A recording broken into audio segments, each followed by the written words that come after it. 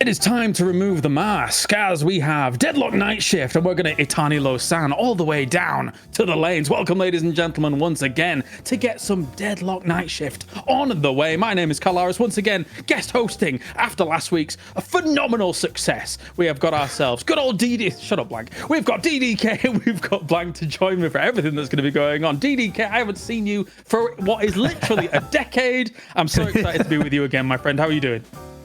I'm doing great. And before like a decade ago when we met in Taipei, I wanted to meet you for ages because I was always watching StarCraft for years. I was like, oh my God, it's Kalaris from StarCraft 2.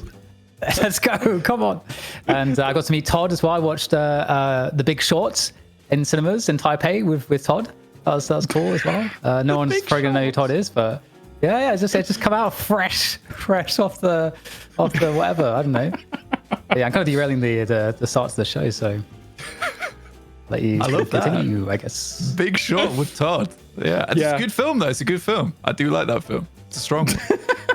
Well, of course, we have Blank as well, my lovely friend in crime here over to the far. He was on the week before me, so he kind of beat me to the punch, really. You excited for today, my friend?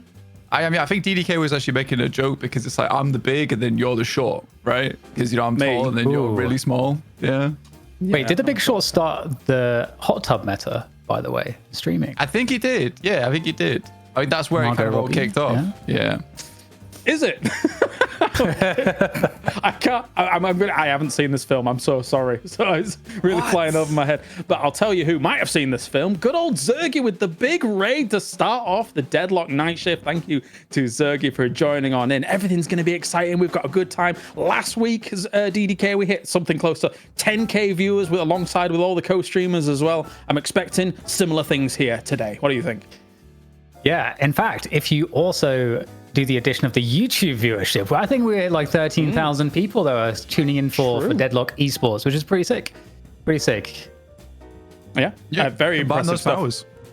Very, very strong stuff. Of course, Blank, looking at how things are going to go here today, we are thinking about not only some patches that have happened, not only potentially here in Europe, the potential for Abrahams to continue their dominating run here as we take a look at the brackets that do kind of lay ahead of us. Now, we've got Lowkey W going up against Leviathan to start things off. Unfortunately, Blank, Fearless Furies was going to be taking that place, but something's happened. Yeah, this is a bit of a self-destruct happening behind the scenes, apparently, which I'm a bit sad about. I'd hope that they will continue. I mean, it's good that we got Lowkey W in, though. Big shout out to them jumping in. I think they do have a replacement today. It's Captain coming in for Sharik instead, so they don't have the full roster. But it's a bit rough. That's a bit rough losing Sharik. Yeah, definitely. Sharik's obviously a phenomenal player. DDK, we've been able to watch him quite a lot for Lowkey W that kind of came in on the tail end of things, kind of disrupting that kind of second place constantly of Leviathan. But then last week, Leviathan brought it back to be able to go up against Abrahams once again.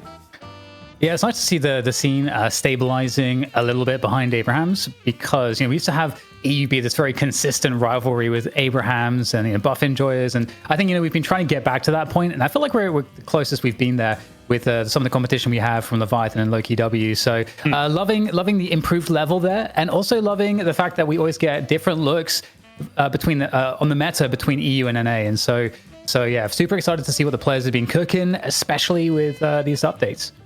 Yeah, definitely so. Of course, later on, we'll have the NA matches going on as well. Floormen and No Earnings going up against one another to fight off against the mighty Melee Creeps in the final there. Blank, any thoughts before we kind of roll back into what we're doing for EU?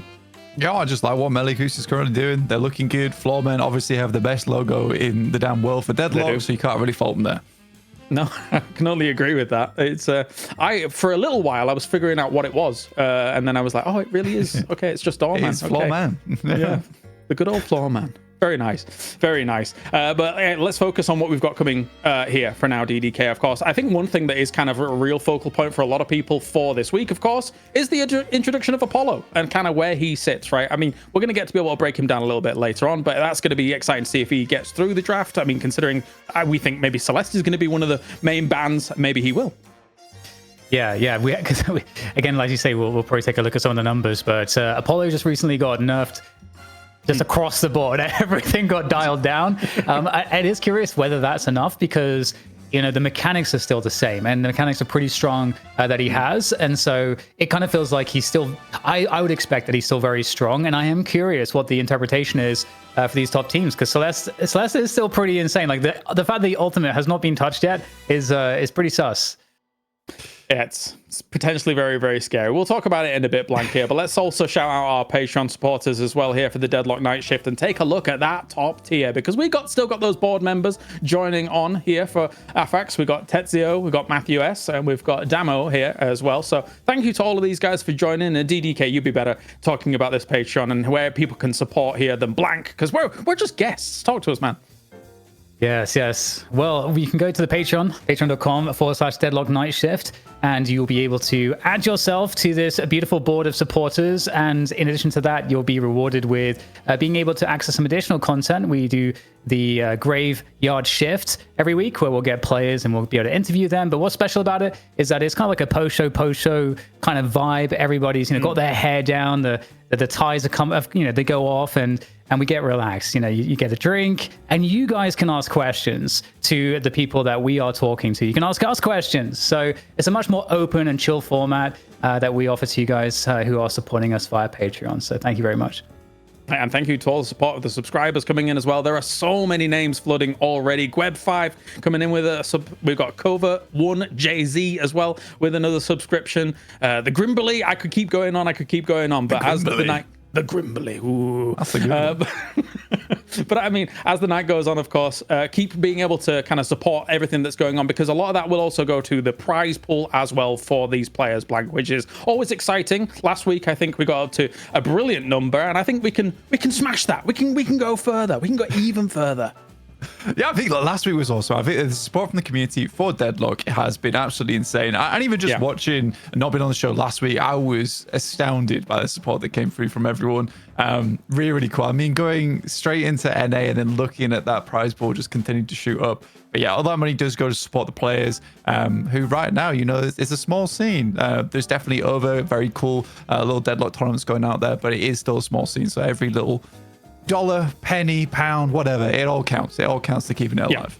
Oh, for sure. I mean, the starting prize pool for a night shift that chips in is, of course, that $600 base to start things off. And then from there, as we mentioned, you can use the ! donate, continue to be able to funnel forwards and be able to support these players in every way you possibly can. Because DDK, I mean, a lot of these names, they've been through with the fight nights, they've been through the night shifts here when it comes to playing these games in and out. We've lost some names here and there, but we've still got some constants who are performing at the very top level for people to enjoy.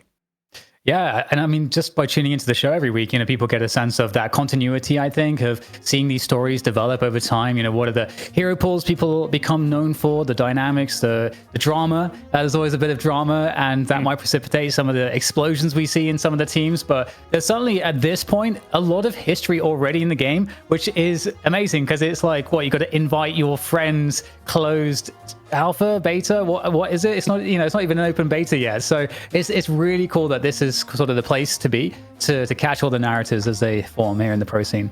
Yeah, definitely. It's the true foundations that everybody's going to be able to look forward to being able to build the full house on the very top. But one of the final components of that house at the moment is Apollo, who has now been introduced into the game. He won 100% of the vote last week, so that was good job by him. Well done. And let's take a look a little bit closer at what Apollo actually does. Blank, I'll come to you for this one. Talk about the kit and kind of what you would see Apollo be doing for us potentially.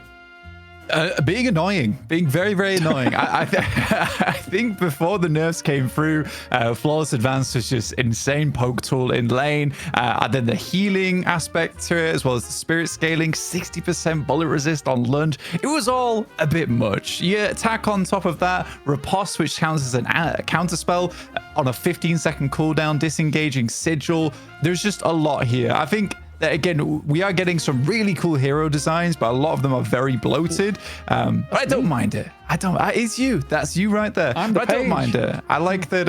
I like that Valve are releasing these really cool kits. And I do have faith that they'll improve them as time goes on. I do feel bad though, because I don't want to talk about it too much, but it feels like Apollo got beaten up on Celeste's behalf. Like everyone's complaining about Celeste, so they took the hammer to Apollo.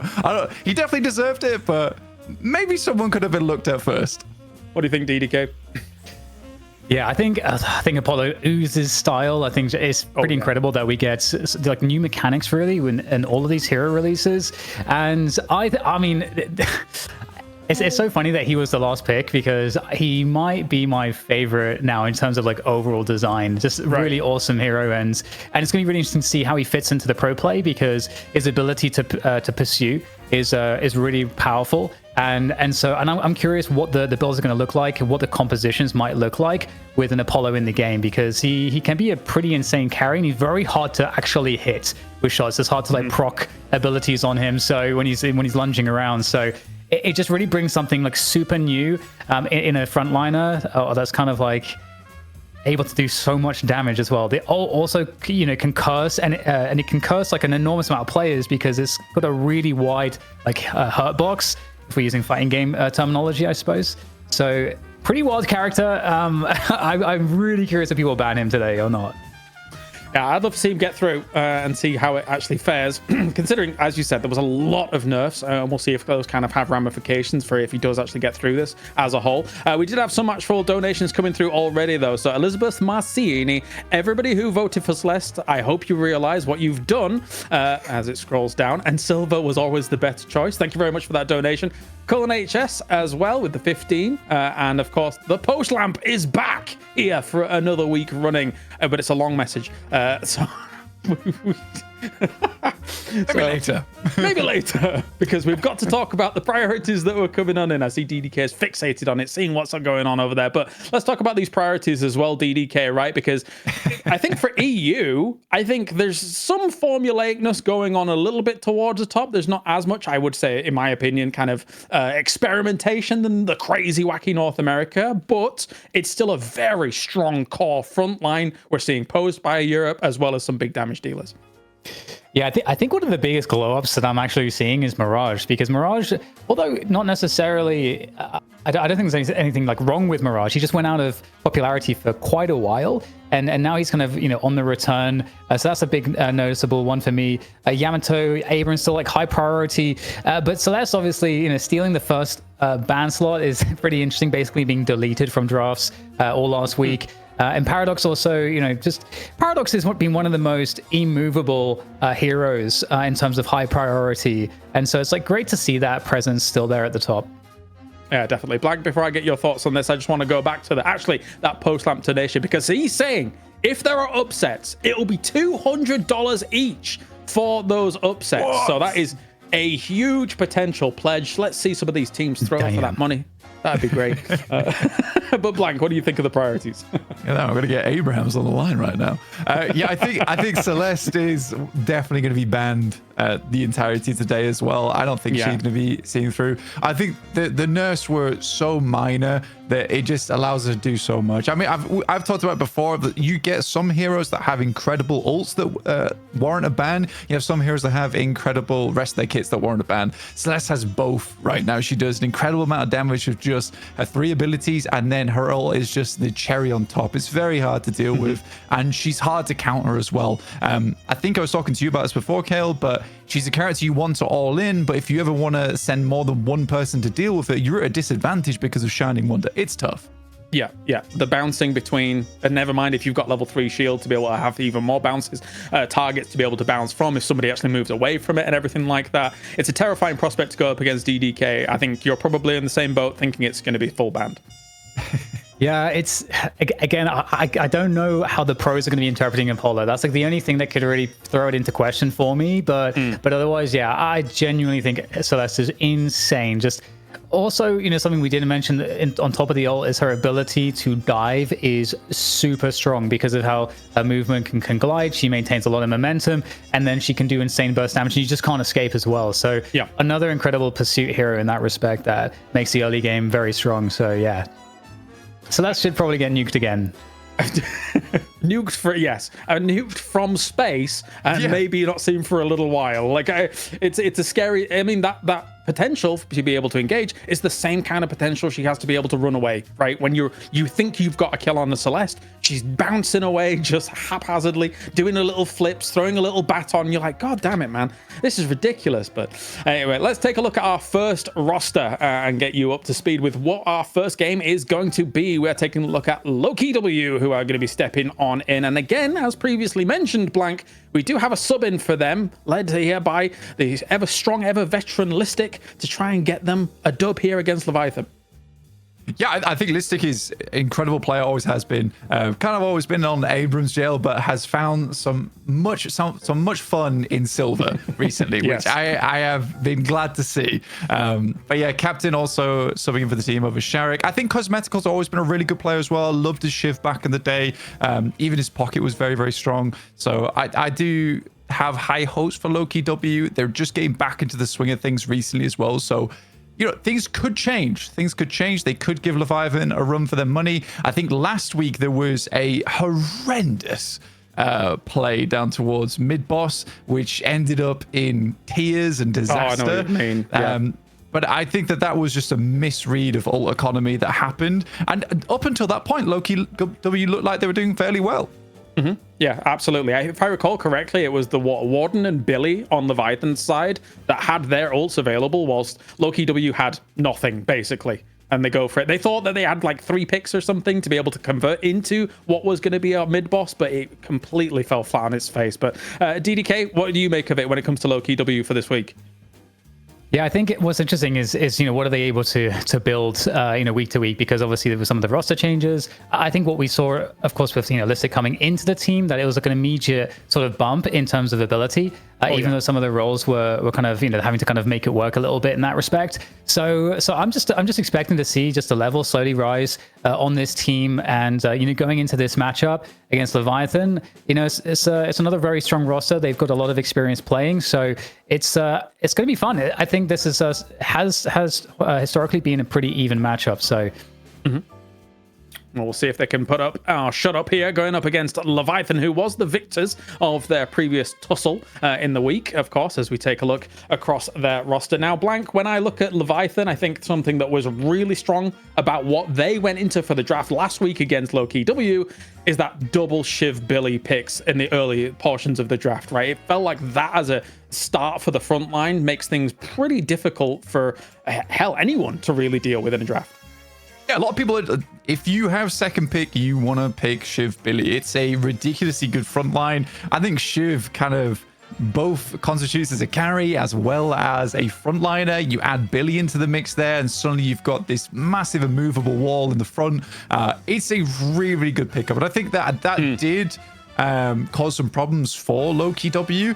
Though this week, I'd be really excited to see if they still allow Listic to play the silver, because she received some buffs, I would say, overall. There was a little bit of adjustments here and there, but I think her laning phase is now ridiculously strong. But yeah, I want to see how Leviathan plays this out, because I think that the Mina silver lane is not as necessary anymore from Lowkey W to make that work. Yeah, I think for Leviathan, they're a good team. I think that the only thing is that their macro gets a little bit outclassed by Abraham's. But yeah, I do think that it's fairly even here. Lowkey W just makes way more mistakes. Well, to be honest about Leviathan here, DDK, it looked like they were doing pretty good against Abrahams in game 2 of last week, up until the point where Empty Dreams kind of gets caught on a teleport play after they'd had mid-boss. They're trying to turn in an urn, but Abrahams knows how to go for those counter plays, right? And that's what made them shine against Leviathan that looked so good in that game too. Yeah, Abrahams are just very consistent. It doesn't matter what position they're in, behind, ahead. They have really good fundamentals. So they're just the hardest team in the game to put down. Yeah, it is difficult. So we'll see if Leviathan can get to that spot once again to go up against them, or if Lowkey W can maybe potentially cause a little upset here with a sub in to see if they can make something happen. We're getting ready for that 1v1, of course, though. I assume, Blank, we might have an Apollo off. What are you thinking? We are having the Apollo lips or something along those lines. What were you trying to do there? What was that? Polocalypse, something like that. It's awful. We're allowing parries and ripostes as well this time, not only just the punches and the parries. So a little bit of addition, a bit extra, make it slightly more spicy. Okay, what do you think, DDK? I love it. The fact that we get the fencing is like very sophisticated. As a British person, it really appeals to my sense of aristocracy and I don't know. I couldn't even finish the sentence. It's over. I honestly didn't see any of it, to be honest. So that was cool. Cool, guys. Cool. Yeah, who won? Sometime. Who won? We were talking about fencing, having a great time. It's the draft. First Rake pick, won. Lowkey W. Rake was the one who won. Okay, Rick. Thank you, CP. He saved us. He saved us. He did, yeah. The Americans coming to save the Brits again. Crazy stuff. Anyway, let's take a look at how this is going to unfold. Unless somebody doesn't go for a Celeste ban at the beginning, you're expecting in that second ban blank. What else are we thinking from the start? I think Lowkey W dropping the Mina ban makes sense because you have first ban right. Then now the onus is on Leviathan to ban the Celeste, which kind of takes a ban away from you, right? But for Lowkey W, do they pick the silver here? I imagine they will pick the silver still. I think Listic will want to pick it, get it on board. Interesting. Show me the money. Mina stock site, man. Holy moly. We're going to get Celeste. And I mean, I think you're right, Blank. Just locking in the front line is historically super critical. And Silver, I mean, it's your playmaker front. It's kind of like your front line. I've actually seen Ida running some really awesome builds with Silver. So I'm kind of curious to see what we see out of the play here from Lowkey W. But this has to be Celeste. Come on. Celeste has to be one of the two.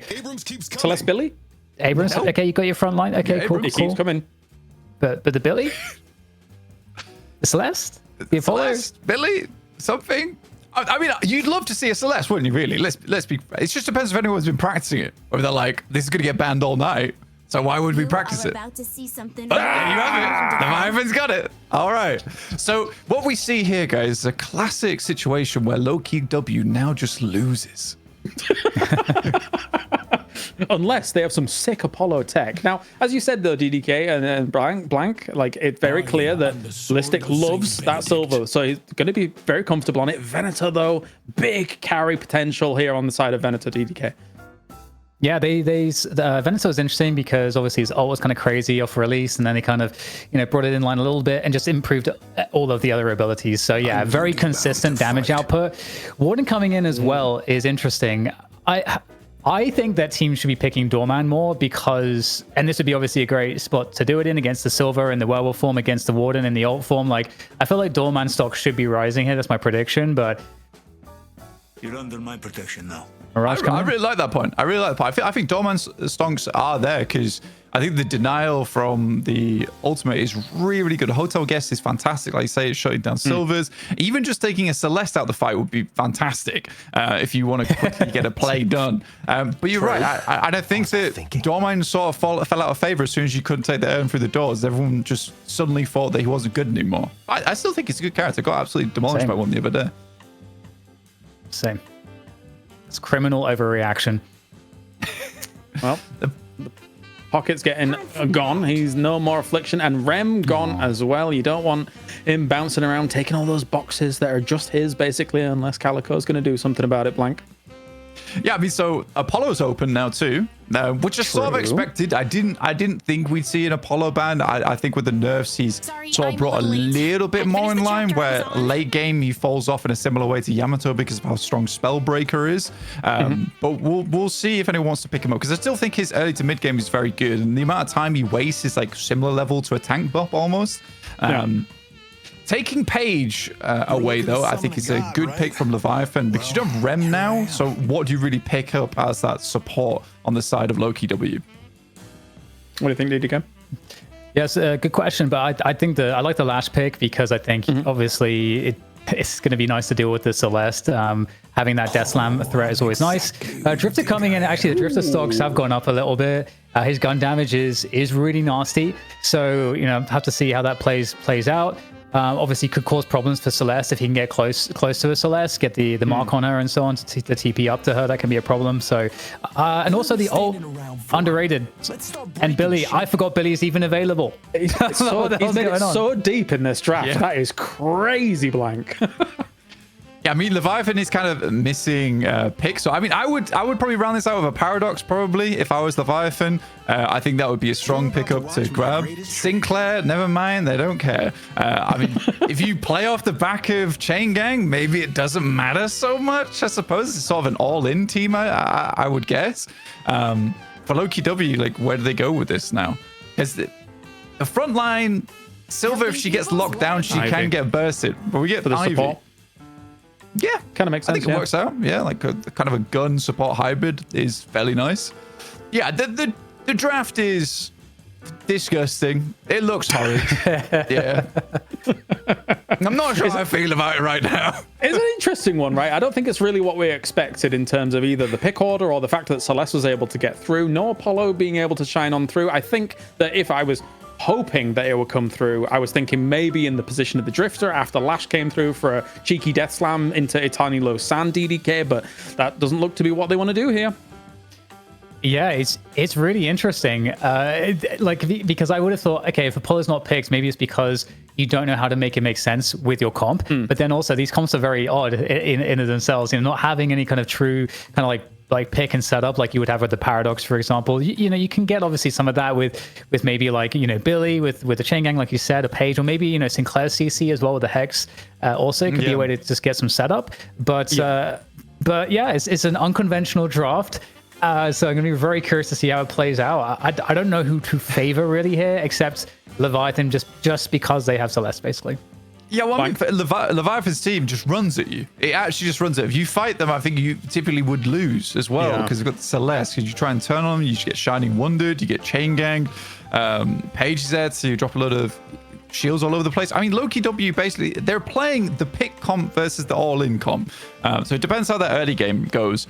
I would love to see a melee Venator in here somewhere. I don't know if we'll see it. I think it's starting to become a little bit more used recently. Yeah, dude, the blessed melee is kind of cracked. And with the gut shot changes now, you can get a heavy melee off during that.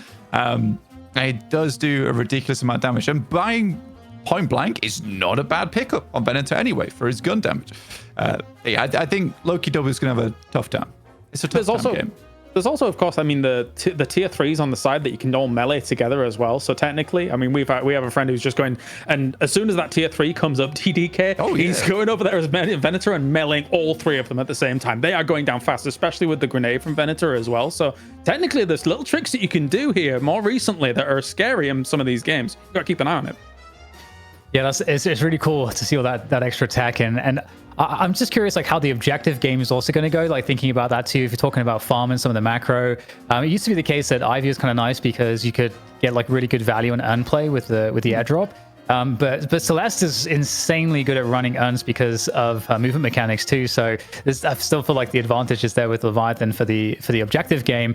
But Sinclair, I think, you know, does maybe change that a little bit. I think Sinclair he actually seems really strong in matchmaking. In my matchmaking games that I've been playing, I feel like his damage output is pretty nuts at the moment. I don't know if that's because like some of the stats are better than I thought, or what that is about right now. Yeah, I mean, right now, if I was the Leviathan, I'm playing on Sinclair, genuinely considering playing Gun Sinclair this game.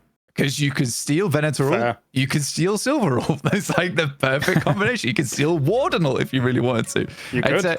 It's a little bit of a Sinclair game going on here for them. But we'll see what happens, because I always do like seeing the Gun Sinclair games. But you're right, his damage is astronomical. And in terms of taking objectives, well, I think I've had certain players in my games that literally just play split push Sinclair, and they're destroying walkers in 10 seconds flat. And it is infuriating. Yep. Oh, yeah. He's scary if you're able to capitalize on it. I wanted to say before we get into this game, of course, as well, keep those subs rolling in. We've got Soraka's Big Banana subbing with 5.6k viewers. Nice. Across all the co-streamers. And we've got Goopy Noopy subbing as well with a Prime, and Kirineme with a 7 at the end. So without further ado, DDK Blank, bring us game number 1 here for EU Deadlock Night Shift. All right, thank you, Kalaris.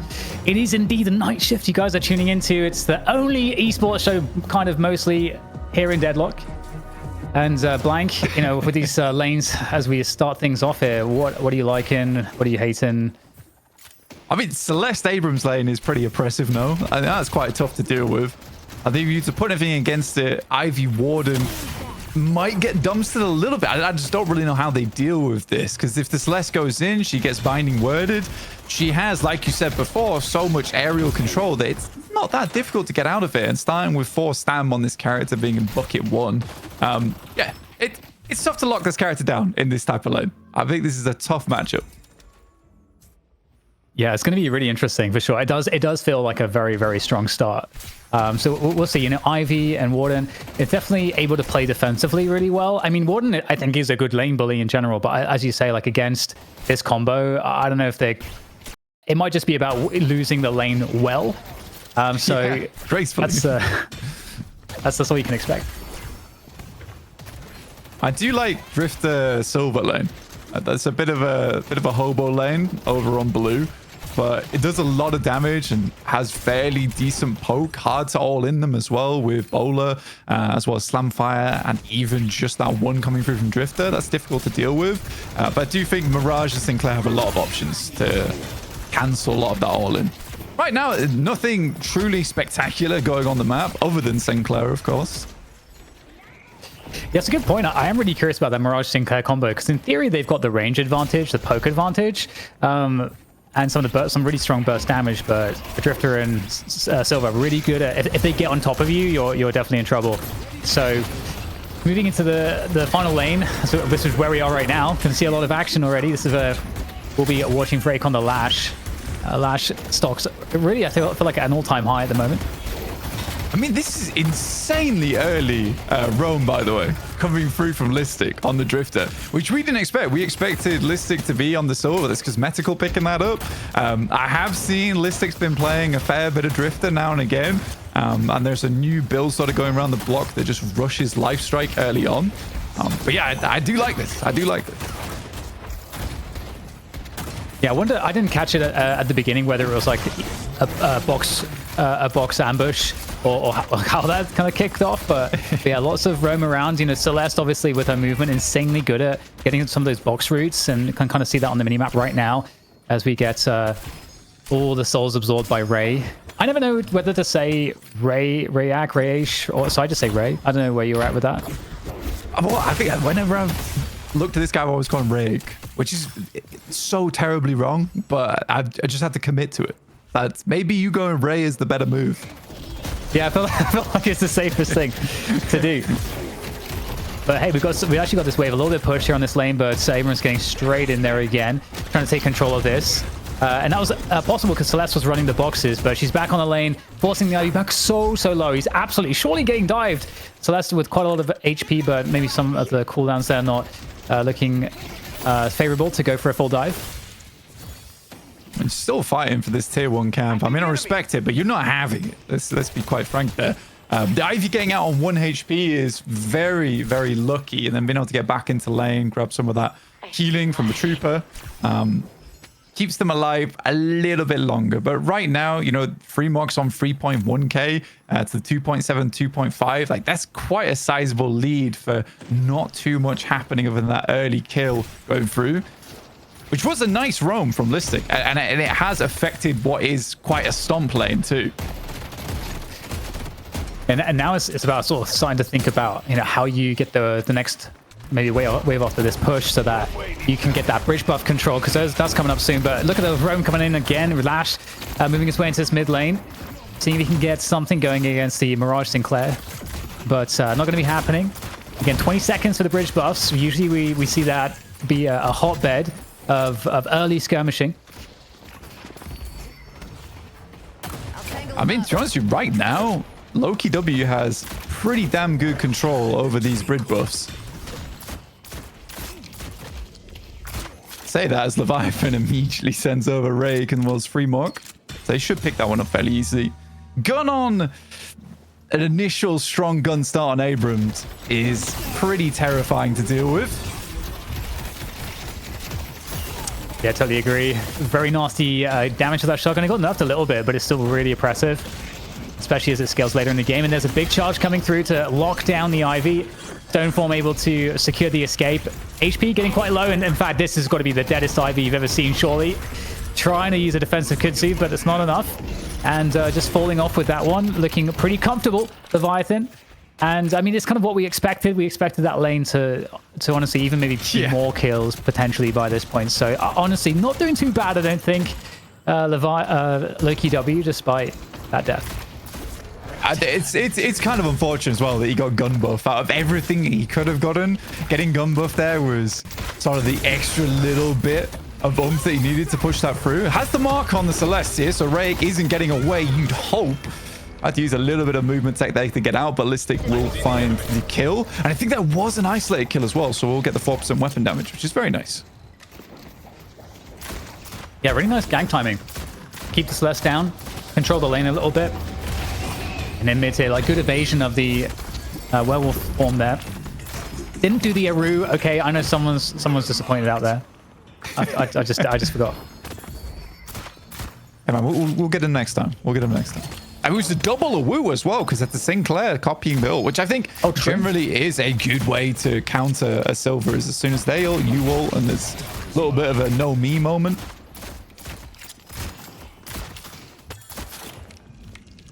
Well, things looking pretty even. We've got the Sinners coming up in about a minute or so.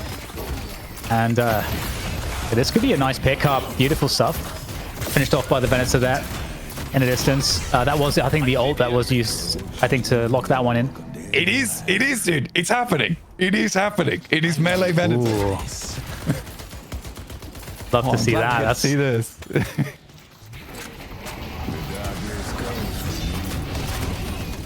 Okay, so what is the... So run us through the tech here. If it's the first time you're seeing this, what is the melee Venator all about? Well, pretty much it's all about gut shot, right? You can even gut shot into trap, so you get them in that trap for longer. But once you get the tier 5 in gut shot later on, it blesses your next melee. So it adds a portion of pure damage on top. I've seen melee Venators like chunking through half the HP of targets. So remember, pure damage is unmitigatable. Disgusting character. She didn't even do anything, but I just wanted to say disgusting character. No, it is true. It is true. Absolutely gross. I mean, I think that just shows you how brutal she is. Like, that lane wasn't horrendous by any means. I think the Ivy Warden, you even talk about it earlier, you have a shield, you have Stone Form. There's a lot of ways to get out and dodge should anything bad happen to you. But in that situation, they're just getting run over. They're absolutely getting run over by that combo. Yeah, and another engagement here, which will deal with the Venator. So nice dive coming through from Leviathan.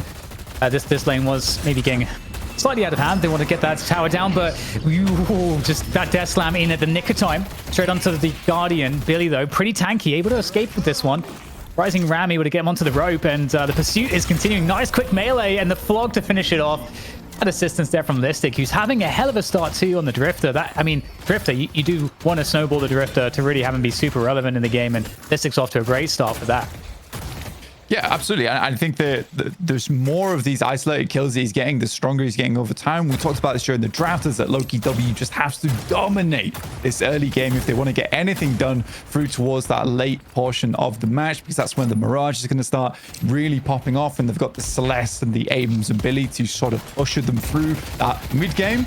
But I'm super curious to see how this all pans out, because seeing melee Venator for the first time, I mean, I know Generic Ed's been playing it a lot. I've seen Ido even playing this. I'm excited. I'm very excited to see how this character works well towards that later portion of the game, because you had Silver as well as Drift. Oh my god, another onto Empty Dreams as well.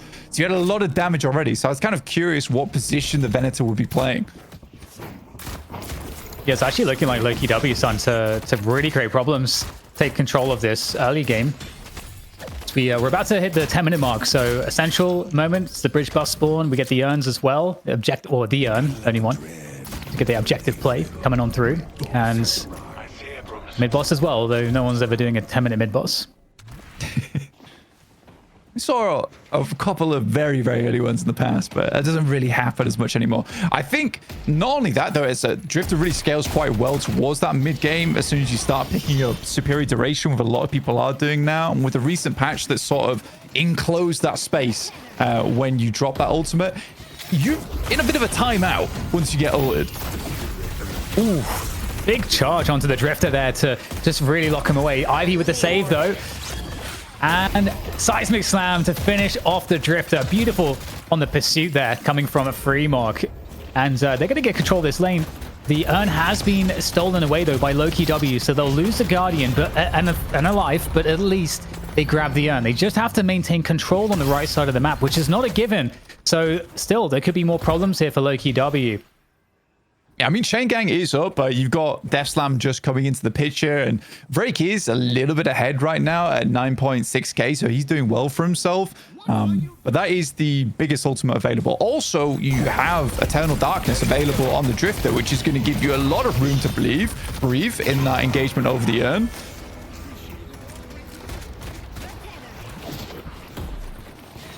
A lot of action here in the mid at the moment. As the end fight continues. Celeste dies. And that's always a nice kill to get. Back into mid here. Looks like this Guardian could be going down. I don't think you can bully Lustig away from this one. In the meantime, Lowkey W picking up that left lane Guardian as well. Urn still trying to be turned in here. 3 players on the right side for Lowkey W. They have the numbers advantage, so they shouldn't have too much of an issue getting this one in. In fact, Billy's in a very forward position there. Bob is just... he's out there at the moment. I don't know if he's going to be able to survive. He's got some assistance coming on through. Celeste off the rope. It's going to assist, but still, they're very cautious here, Blank, on the own. Yeah, it's kind of a horrendous delay here, DDK, and especially with Rake being able to get back to the fight. Now you have Shining Wonder in effect, so this is a tough team fight to go for. And honestly, for Trax, he's just going to take the urn away and deny it being placed in. You did use Death Slam there quite early, didn't find enough value out of the back of it, which is a bit sad. Also, early knockdown investment from someone on the side of Leviathan, which is definitely ruining the day of Rake. As the TP from Sinclair to get out of that fight.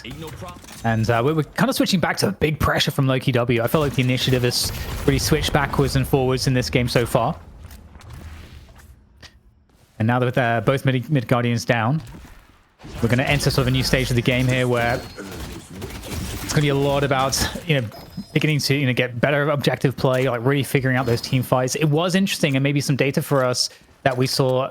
Maybe it was all about the Shining Light, the Celestial. That's why they were so cautious on that urn turn. And I feel like normally you would absolutely see them just be very comfortable to try to just test that fight, but they just completely gave it up despite having the numbers advantage. Yeah, I mean, you've got Billy there as well, Shining Wonder, which depending on how far Rake's leveled it up, you're getting dash distance reduction.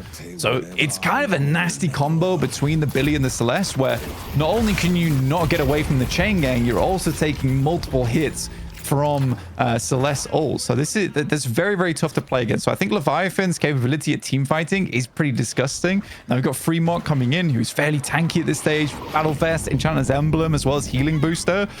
Getting this urn in shouldn't be too much of an issue for him. They're not denying it either. Nice hit. Death Slam is ready, though. Surely that's going to be coming in on over the top here. There we go. Death Slam is on top of the urn. Grabs 3 players. Big damage done. There's the Shining Light bouncing between players. And it's going to be an absolute brawl here. But Leviathan looking very healthy. Everybody's still up at the moment. But for Lowkey W, they've lost 2. They are in a really bad spot here. They don't want to lose any more, but I don't think they have much of a choice here. They are getting hunted at the moment. A few players low here for Leviathan, but they still have everybody up fighting together, and they clean house. Big moment for Leviathan to take control in this game. I mean, it's a nice little melee at the start there over towards Fremont to pick the urn off the top of him. But again, it's just the team fight potential from that team is horrendous. Like, you have the Knights, you've got Chain Gang as well as Celestial. So when you get the Chain Gang going off, you're pulling them all together. Those 2 kills back to back as well just look very demoralizing to the side of Lowkey W. How are you going to fight for urn over this team? It's really, really hard. Like, the main thing you're relying on is Death Slam. Drake got a massive death slam off there, and they weren't able to do anything with it. Yeah, it's a really, really good question. Because there's not really a counter to to the Shining Light. That's kind of the problem. You know, if you can maybe counterspell one of the 18 hits, you know, like it's not much you can do. Yeah, it's annoying because it counts as two different entities, right? Because the bounce and the debuff are very different things. So you can get rid of the debuff, but that just means it bounces off you quicker. It's hard. It's hard. And again, I think a lot of people are starting to build Dispel Magic into it, not for the ult, but just to dispel off the silence or the lifesteal she gets from putting Light Eater on you. All these things are tough. It's tough to play against Celeste overall. I find her a very, very annoying character to work against. Really good timing on picking up that urn, though. They get the urn on their side, drops them up to 84 to 85k, so it's not over yet. Yeah, you're right. That really was perfect amount of soul discrepancy to be, or deficit to be, that comeback, and giving them an opportunity to not have to take a disastrous team fight. But like you say, it's going to be interesting to see how they manage that in the future engagements. I am curious for Lowkey W where they went with their draft. Is that they basically were hoping that Leviathan wouldn't pick Celeste. And I think prioring the silver over Celeste there, slight mistake.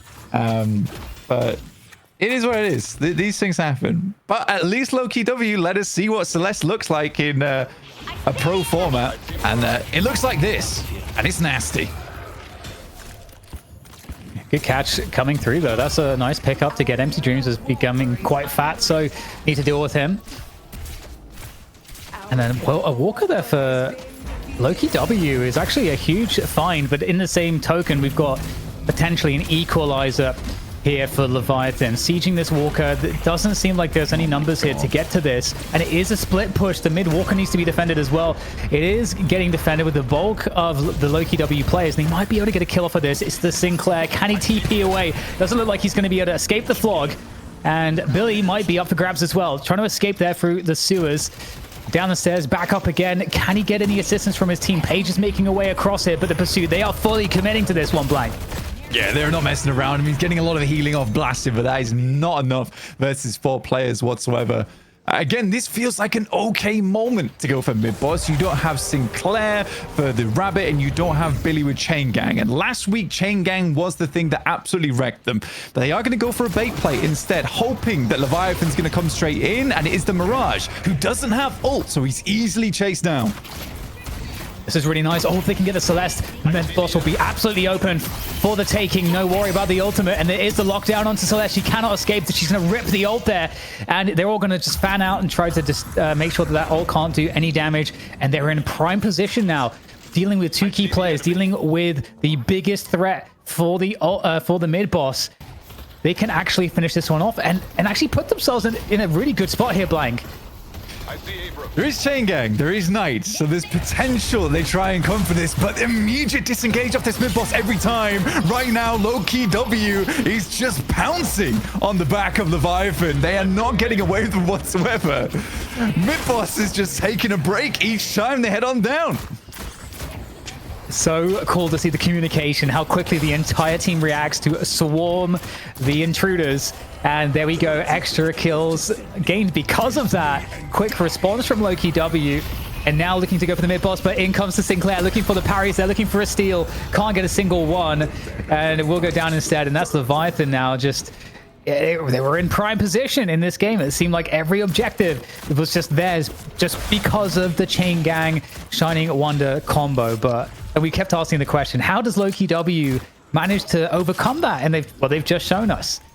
Yeah, it's a lot of isolated targets, a lot of quick maneuvering. I mean, the speed at which their team gets around is very fast. Like, they have some great chase potential.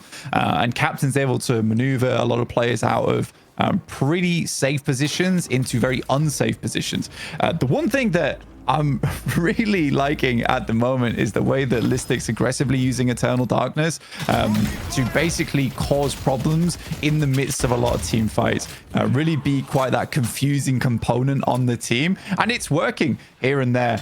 Leviathan, though, they had a little problem where they haven't played against Ivy for so long. You wonder why exactly you don't try and go for a 2-player attempt on mid-boss steal when they have an Ivy. And that's right, it's because of Stone Form. And yeah, it's really, really cool to see now how the game has shifted as well, because Venator and Silver are definitely a problem. They're in this spot now where they could get really ridiculous. So, you know, what's the counterbalance to that? You know, Silver, you know, is another hero that a lot of people probably feel should be still nerfed even more. But do you see it that way, Blank, as well? Like, do you think Silver's is kind of a problem, kind of OP? Yeah, I think that I don't think they some of the things that they buffed, I think, were a little bit unnecessary. I mean, her fall-off range, I don't think needed to go up to 20 meters. I think 18 would have been fine. I think the health increase was a little bit much. Lycan Curse build-up rate was kind of crazy. I think that she had her resist reduced, right? But does that really matter? Because now Silver's like, well, I'll just build a little bit tankier. It means I don't have to go full damage all the way through the game just because I could. I think that Silver is in a very, very strong place right now. Is it overpowered? That's the question. Oh my god. Oh, styling on him. Sometimes you can just like pull them out of the air with a ground strike, but Lash here trying to really just create headaches for Abrams, who is going to be able to disengage finally. But look at the map control though. Venator is just free farming the opponent's jungle. Leviathan losing some of that jungle, some of those sinners in their territory. And look how far up all of the Lowkey W players are at the moment. The map is fully under their control. They have an equal scenario on the walkers, and you'd have to imagine like split pushing and just taking away more resources is the main goal here for Lowkey W. They're in such a good position to do it. Yeah, I think getting rid of as much of the jungle as possible. I was curious because Captain only half clears one of the camps, which I was sort of confused by. Usually you want to full clear a camp always because it's just more worth it to you later on to continue stealing that camp. But I was wondering, just because they're playing such a snowbally comp, they just don't want to give any opportunity for Leviathan, even when they get control back over their jungle, to have that second camp available to them. But 2 walkers left. We saw Sinclair earlier on just absolutely donking on the blue walker, which was really rough to see. I think it went down to about 25% before it equalized once the right-hand side walker went down for Lowkey W. But this is way better cross-mapping, I would say, for Lowkey W this game as opposed to last week. And what we saw from last week was that when things started to go wrong, they weren't really sure how to deal with that. I think this week it looks a lot more fluid. A treat seeing the movement here from Cosmetical. You know, you were calling out his pocket, rightly so, and you know it's interesting because Ido loves Silver and Pocket as well. You know, I wonder if there's like some kind of, you know, I mean, because the interesting thing, yeah, there's something in the water and there's something to the play style that Silver has and how high octane and, you know, bursty the damage is. And something that I know that Ido also does is gets the silence wave, which is interesting because we don't really see silence wave bought very much anymore.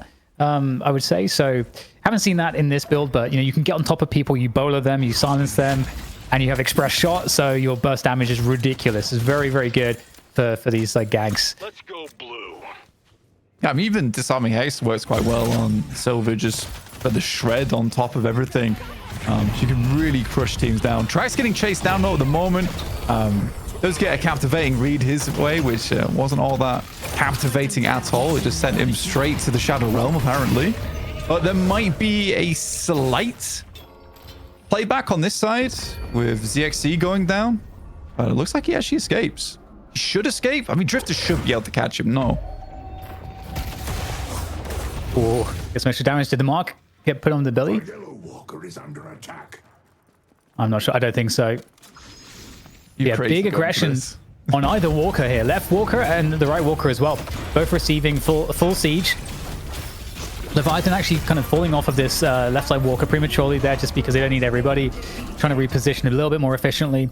And can they roll into this mid walker? That's kind of the question here. The bridge buffs are coming in about 15 seconds. So you'd expect both teams to be looking to control those. Might be a split here between the buffs. Yeah, try and get at least one. I think the game state is still way in favor of Lowkey W. I mean, you always want to hold on to your blue walker last. It's the one you want to keep control of because it's the hardest one to siege. It's the one that's easiest to get to on the map. So I think for Lowkey W, they can keep this walker up for quite some time. They just have to be very diligent in protecting it because keeping this walker up means that you starve a slot out from the Leviathan. You desperately want to get to that late game where the Mirage can start doing big work. Might be a catch here in the mid as well. There's a knockdown coming in on top of Cosmetical. Able to escape that. The urn is being ferried across. It's a comeback urn here for Leviathan. So Lowkey W just want to deny this one. Big Death Slam looking to come on through there. Multiple players connected. Both the frontliners there as the full up damage comes through. Shining Light now bouncing between every Lowkey W player. Got to be cautious. The damage is pretty ridiculous. 1v1 Lash versus the Billy here as he's flying around and creating absolute problems there. Bob goes down and now the pursuit comes in here for Celeste. But she has 3 teammates that are down right now. The numbers are 100% with Lowkey W at this point. The chase down continues. Mirage trying to escape. Celeste trying to escape. Looks like they'll get out of there, but look what's happened here. Just in time for that fight to finish. The mid boss is up. Yeah, it's a good moment to go for this one, but Celeste going straight in. Still has a shield available. That thing procs, gets a big silence out. Captain's down, and this is just Celeste gameplay to a T. Really get some heavy work done. 18 seconds on the death timers. Can they get themselves back into position before then? Good immobilize coming through from the silver into the knockdown, and he's not going anywhere. Stoneform absolutely claps back on towards him. And that should be the mid boss. There is still a Sinclair ult in hand, but he's waiting to go for the rabbit. Do they have Stoneform still up? Are they just going to have to go on this one raw? There we go. The drop down with the last stand. Just getting straight on top of it. And that's... lackluster. Yeah, it's lackluster. It's going to be 3 Rejuve crystals there for Lowkey W. So a 25k advantage at this point. 3 Rejuve crystals. The has been picked up there for Leviathan, but I don't know if they're in any position to go for this. I mean, this is a tough one. They've got to assume that Lowkey W can easily challenge this one. Yeah. They're also really behind, so it's a tough situation. I'm not gonna lie, I'm very, very impressed with Lowkey W this game. It's been really wonderful to watch overall. I love like the fast-paced gameplay, and I think this is where I'll always struggle to replicate what the pros do. Is just the speed at which they're making these decisions. Even Drake in that last fight, what a wonderful death slam that was. The amount of time he delayed on it so they couldn't get the counter spell off really just won them that fight. Because if not for that, I'm pretty sure 2 counter spells maybe come through there, and then he doesn't get anything. Any value off of that death slam. So really good patience coming through from Drake. His death slam is the big ult for that team. Yeah, that's a great point. Multiple catches again, causing problems. Massive burst damage, and it's got to be back to the base for the Leviathan crew, and they're not going to get the urn turned in as they wanted. I see the enemy. It's stolen now. Trax has picked up the urn there for Lowkey W, so they can happily turn this one in. There's really not a lot that it feels like Leviathan can do at this point. They are just on home arrest. Yeah, they really are. They're in the compound right now, not doing too much with it. I think that definitely one of those games where I think the Leviathan has such an insane comp that you could make a big mistake and start to lose, but we're getting to that point in the game where Blob is consistently getting that farm on side. They are just funneling more and more cash into him, where the Warden is becoming more and more of the problem. And I do think that Trax is playing Curse as well as Knockdown, so he's going to be a fantastic tool for keeping Blob alive in these fights. So the Death Slam has really done a lot of work to get them through this mid game, but Blob is definitely where a lot more of the eyes are going to be on towards these later minutes of the match, let's say. So we're back at it again, just no map control for Leviathan to really play with. No way to really recover the soul deficit. I totally agree with what you've been saying about Lowkey W's ability to make quick decisions, and I think just the fact that they're like the Borg, they're all just, everyone's making the same decision at the same time instantaneously, yeah. No delay, no latency, and that level of team play to me really feels like that's been the great separator. Because that's what led to plays like insta collapse onto the people coming down to you for the mid boss bait plays and all the rest of it. So fast as a team. Yeah, it's really nice. I mean, it definitely feels like the guys from Lowkey W learned a lot from last week of how they wanted to play this game out. Again, you only have one shot here in the challenges round before we head over towards the match versus Abrahams, which is a best of 3. So for Lowkey W, looks like they definitely did their homework. Yes, Sharik's not playing this week, but I think Captain has also done a great job of just filling into the team. I don't think he's made a huge amount of mistakes this game, and he's playing Melee Venator, which is even harder to look good on right now because it is a fairly fresh playstyle. Well, they can just make it work, man. That's the magic of these players. Never ceases to amaze me actually how good the level of the game is already. I think for a lot of people, because the game is still like not kind of released. But you know, let me hold that thought for a second here. We'll get what could be one last fight for glory, for honor here for Leviathan, trying to prevent the Urn from getting in there. I mean, Chain Gang's just going to get taken out of the picture really quick there, down to 700 HP, and the Urn does get handed in the midst of all this. This is kind of an awful spot to hit a Shining Wonder. For Leviathan, it would have done a lot of work, but the amount of damage that has just been sunk into Leviathan, like the teeth from a werewolf, this is nightmarish. Man, this guy is chunking now. This is what I'm talking about. Blob's at a position in the game where he could carry on his lonesome. This has been a really, really fantastic match from Lowkey W. I've loved watching every second of this. Oh my god. This not so much. Wait, never mind. This so much. Yeah, what an intercept. That was sick. I was like watching, like, I don't watch American football, but if I did, I imagine that's what it would look like. Yeah. Can anyone confirm?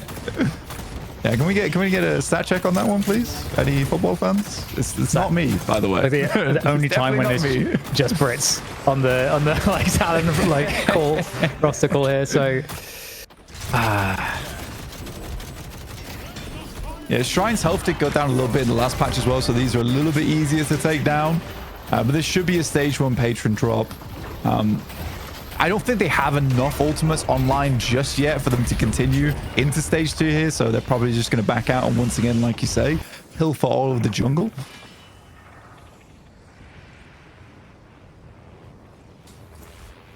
well, I mean, it's been a really interesting game. And, you know, like Celeste is going to have a 0% win rate, so do that, or you will. Terrible hero, doesn't need any nerfs. It's in fact, buff that hero, guys. yeah, give it some buffs, give it some love. Well, there's gonna be another couple efforts here in mid, but massive deficit. Mid boss is spawning, so we know what that means. After this fight, it's gonna be up for the taking there. Just absolutely mauled, the entire team getting deleted. Oh, it's kind of gross.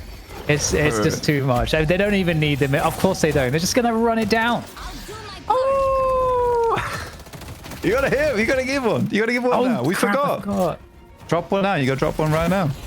Give it your best shot. Like, yeah, that's it. That's it. That's the one. We actually don't have any creeps in. Rake's already left the game. He's had enough. And fair enough. You play Celeste. You give it 0% win rate.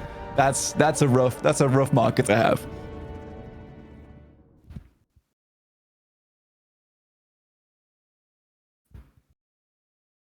Q Colaris. Hello. Oh, it's me. Hi. Yes, that's right. We turned him on. I found the button. Yes. Activate third Brit. Yes, that's right. Lowkey W gets themselves the victory. I was just typing, looking at all the stuff that was coming in. Brilliant victory here for them. Joining DDK and Blank back after seeing what I didn't think was going to be the victory here for them after seeing this draft go down. But it really felt like they dealt with Celeste pretty well. Didn't really give her a lot of opportunities to get off big ults here, Blank, and from there were able to do a lot. Yeah, I think that for Lowkey W, again, it was the speed at which they played this game, which was the big difference maker.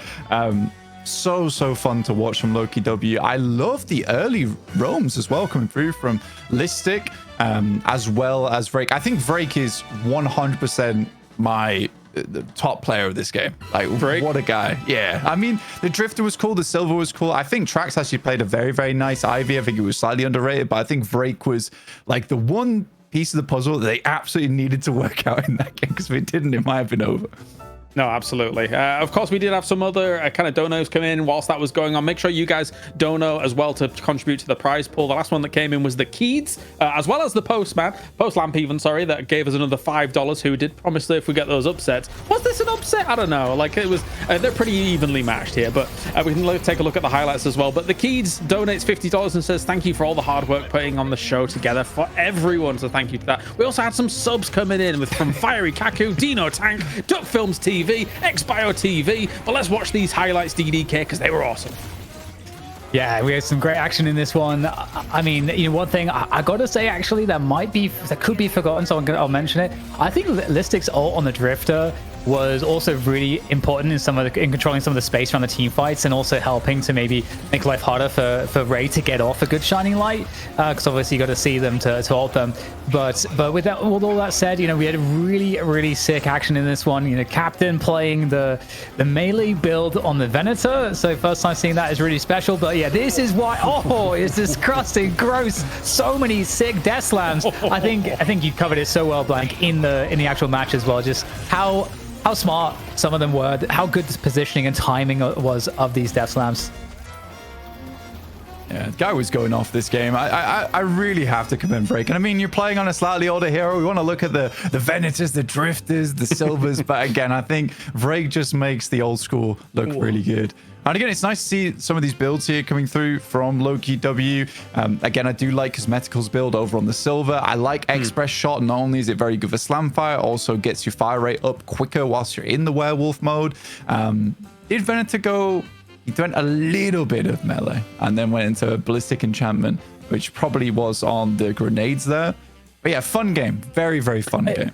I think when you look at these numbers, it's clear, DDK, that the front line and what was being kind of presented to the very front of Leviathan, like Cosmetical over on the Silver, like Vrake being able to do so much on the Lash, just gave Blob so much room to just have the jungle to himself and then come and be a problem towards the end as well. It was really masterfully played in terms of like the map control as a whole. Yeah, I totally agree. It was, especially after Lowkey W also got some of those initial advantages. They played the entire control game very effectively, where every single lane was pushed. They were just very aggressively stealing all of the resources. And, you saw Captain and Blob both, in positions where they were doing that, and just sort of like managing the macro there, because there are obviously other things on the map that they had to divert attention to at the same time. So really effective. Kind of, what do you do in your head? Get more ahead. They understand how to do that fundamentally, and that's a little StarCraft reference there, I suppose. Just for you. Oh, just for me. Thank you very much. That's lovely. We actually did have another donation coming in, but I can't read this one. Blank, can you see this one, or are you blind? I'm blind. I'm flying blind right now. I'm not allowed to. If you screenshot and send it to me, I would do it then. Yeah. All right, I'll do it right now. Okay, wait 1 second. Yeah. 1 sec. We're doing this live. It's in the chat right now. I'm not allowed to read that one. Am I not? I am. You are. I will always be donating where Kalaris is killing it on the desk. Great production and great games and great casters like DDK and Blank from Cold Hot Cocoa. He did say that last bit. Yes. Yeah. But thank you. And also we have another post lamp coming in on the 5. First game in, and already I can tell this week is gonna be peak. Glad I'm in my doorman costume for this one. Oh. Okay. All right. Well, I'd love to see a picture of that, wouldn't you, DDK? I'd love it. Yeah. Yeah. Bring that one on screen. I want to see Floorman cosplays. That's what I want to see. Like us get to that point where some of the memes that have happened on this show become like, just immortalized into the culture of the game, and we're seeing the big Deadlock internationals or whatever it will be, and people are doing Floorman cosplays. That would be awesome. Yes. Do we have to pick an MVP as well? Is that a thing? Oh yeah. I assume Blank is voting for Vrake. And I've put my decision in the chat. It's not obvious at all. It could be anyone, realistically. I think, across the board, though, like really good to see them kind of pull out some things that I didn't really expect. I think that the Drifter early game looked disgusting and insane, DDK, looking at how Listic was able to play that. I was scared for them for the rest of the game, because that's what Drifter does to me. Yeah, I think he got to plus 15 on the passive really fast. I think in the first 10 minutes or something. So a really good ganking coming on through, and especially on some of the more tricky lanes. I think on the Celeste lane, especially where it's needed, Listic was there. Where it was needed, he was showing up. So yeah, I think again, just like looking at the effort from the team as a whole, everyone was really performing in their roles. But I do agree, Vrake does get that. He's got that extra special sauce on the lash today. There it is! Wow! No, I love that point though. I love that point, DDK. I think that talking about Listic on the Drifter and the amount of early roams and early ganks he went for is so important, because that's why Drift is quite difficult to play in an esports setting, because you do move into a lot of that team fight territory much earlier, and you're not really getting those isolated pickoffs as much anymore. And that's where he shines, to be able to get ahead, get that extra weapon damage on board. I think he ended up with like 20-25%, which is still quite a lot in the long run, on top of all the other items you have on board. But so important he did that early. I was really hoping in these highlights we would see the death slam into the jump pad on the Abrams as well. But... I think we did see it. I think we did see it in the highlights. I turned away. Yeah. Oh, bollocks. Anyway. It was awesome. This one was fantastic. It's meaty. Definitely. Really impressive stuff coming That's out. the And Wagyu I think steak. that it really is. Ooh, lovely stuff. I think when you also go back in this game as well and look at some of the potential turning... Did he parry as well? Yeah, he got the parry too. But there was one moment that I was concerned about, Blank, which was when they were Leviathan was trying to turn the urn in, and obviously it was a great interrupt on that urn, but then they turned around the fight, and I thought that was going to be the moment where Leviathan started to try and snowball this game. It wasn't the case at all, though. Lowkey still held it down. Yeah, I think that honestly, at that point, Lowkey W sort of realized why they shouldn't be playing that way, which was that they were trying to play into full 6v6s. And I think Lowkey W's team just performs way better at picking off targets and then slowly crunching through the rest of the squad. And I think that as soon as they tried to go for that turn, they were like, damn, we're a little bit ahead, but they're still just crushing us. Like, maybe we shouldn't team fight Celeste in a small enclosed space like Ernhandin. So I think they took their time a little bit after that. It looked slightly shaky, but I think that the skill from Lowkey W kind of backed them up in the end. Well, let's take a look at the bracket and see what we have confirmed and where we are going to be going, because we now have the toppling of Leviathan. Once again, it's so back and forth between Lowkey W and Leviathan, and now Lowkey W is going to go up against Abrahams. The question, DK, is, can they beat the Titan? Because Abrahams looks almost unstoppable here in Europe. Yeah, and I think if you guys just tune into that match, I mean, Lowkey W looked amazing, and they are amazing, but Abrahams is a level above everybody. But I do wonder how much that gap has closed, and we are going to find out in this best of three money match. Yes, we are. And we do, in fact, have a follow-up donation from Cold Hot Cocoa that adds for DDK and Blank being the two best Deadlock casters. So, Blank... That's crazy that he said that twice. We did it. Isn't that insane? Did it, guys. We did it. We did it. Fantastic. Nice. So nice. Is he just Coco? Because if it's cold and hot, then do they cancel each other out? And then you're just like, what does that mean? It's like a mild cocoa. The marshmallows aren't going to melt. It's been left out for a little bit. You can down it in one go. I think that's kind of one of the best cocos you can have, you know? On the go. Okay, right. Well, you could buy a lot of cocos for $50 from Niflation. Oh, really? How goes it, guys? Love the comp scene for this game already. I love giving up some dosh. Yes, love that, to the prize pool. Shout out to my man Gozzy, who's somewhere in the chat. Probably a much love for an unfortunately ill ex-Shiv one trick. Oh, you know, I mean, if he's ill, I feel bad for him. But he's also a Shiv one trick. He's get him out. For him. Ban that man in chat right now. Ban him. If he's there, just don't talk. We'll save you. We'll save you. All right. Well, DDK, that is the game done here for the moment, of course. Now we're on the other side of this. We have this match coming up, but I'm excited to see how Lowkey W can kind of perform in this, especially with a sub on in. It's going to be a tough one, an uphill struggle. I'm not sure if I was supposed to respond if that's the throw. Is that the throw? The question. Okay. The question. All right. If you guys, so the OGs already know, but if you guys have not seen Abrahams play before, this is the first show you're tuning into. And I'm saying this because obviously there's a lot of new people in the Deadlock scene at the moment. Abrahams is the barometer of professional Deadlock. So there you go. Yeah, you're not wrong there. They are terrifying. They're on the other side of this break. We're going to go to that when we return. Abrahams here, the Titan of Europe, is going to go up against Lowkey W. Tune in right after this.